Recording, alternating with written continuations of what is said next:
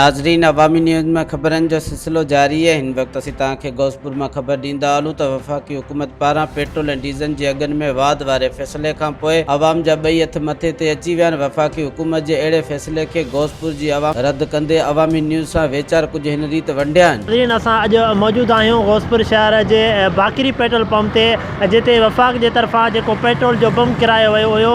अचो त हिते शाइरी मौजूदु आहिनि, उन्हनि खां पुछूं त उन्हनि जो इन बाबति वधीक छा चवणु आहे।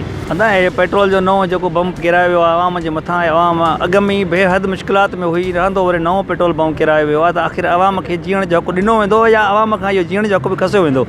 ही बहितर हुकूमत न रही आहे। नओं पाकिस्तान कहिड़े क़िस्म जो नओं पाकिस्तान आहे? असांखे त कंहिं हिकिड़े फ़र्द खे बि नओं पाकिस्तान सम्झ में न आयो आहे त आख़िर इहो नए पाकिस्तान में थिए छा थो। रोज़ बरोज़ हाणे ॾिसो तव्हां त कंहिं बि का भाॼी नथो ग़रीब खाई सघे, न खंडु वठी सघे थो। सभु हिननि जे हथरादू बुरान आहिनि। जंहिं शइ ते नोटिस वठे थो उन शइ खे अञा आसमान ते पुॼाए थो। हीअ हुकूमत न आहे, हीअ असांजे लाइ ज़ुल्म आहे। असांजे मथां नओं बम किरायो वियो आहे। कहिड़ो नओं बम किरायो आहे? असांजे मथे पेट्रोल महांगो कयो आहे। अॻे असां उरूज ते ग़रीब माण्हू, मिसकिन माण्हू रोज़ कमायूं रोज़ खाऊं, ऐं असां पटाटा, टमाटो, बसर जेको ई आहे, अटो, हर शइ महांगो लॻो पियो आहे, उरूज ते लॻो पियो आहे।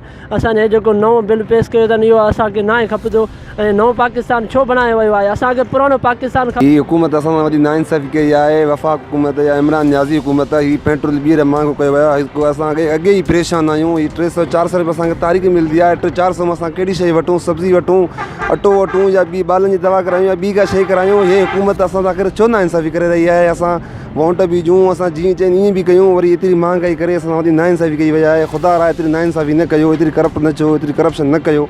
असां ग़रीबनि ते कुझु रहम बि कयो, कुझु रहम जी नज़र कयो। तव्हां पंहिंजा आख़िर खीसा भरण लाइ एतिरो छो असां मिसकिन ते ज़ुल्म करे रहिया आहियो? इन शइ नोटिस वठी करे असां नाइंसाफ़ी न कई वञे, पेट्रोल वापसि कयो वञे। नियाज़ी हुकूमत असां आवाम जो जीअण हराम करे छॾियो आहे। अलाए छा असांखो चाहे थो, इहो असांखे का ई सम्झ में नथी अचे।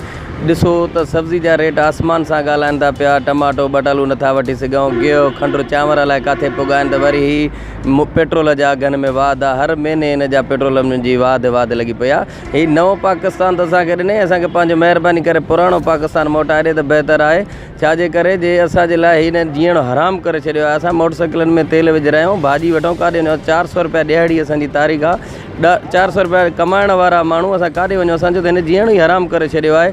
असांखे सम्झ में नथो अचे। न त पंहिंजो बिल वापसि वठे। असां सिंध हुकूमत खे बि इहा गुज़ारिश था कयूं त कुझु रहम करे, ऐं न त असां रोडनि ते निकिरी सराफ़ एहतियात थींदासीं। नाज़रीन, तव्हां हिते मौजूदु अवाम जूं ॻाल्हियूं ॿुधियूं। उन्हनि जो इहो ई चवणु आहे त असां ग़रीब माण्हू आहियूं।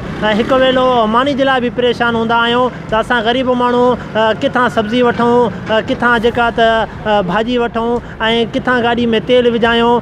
हिननि हुकूमत खां मुतालबो कयो आहे त ख़ुदारा इहो पंहिंजो बिल वापसि वरितो वञे, न त असां रोडनि ते निकिरी सरापा एहतिजाज कंदासीं। कैमरामैन टीम सां गॾु ज़हूर रोगाही, अवामी न्यूज़। मज़ीद खबरों और तफसीलात के लिए विजिट करें हमारी वेबसाइट www.awamiNewsHD.com।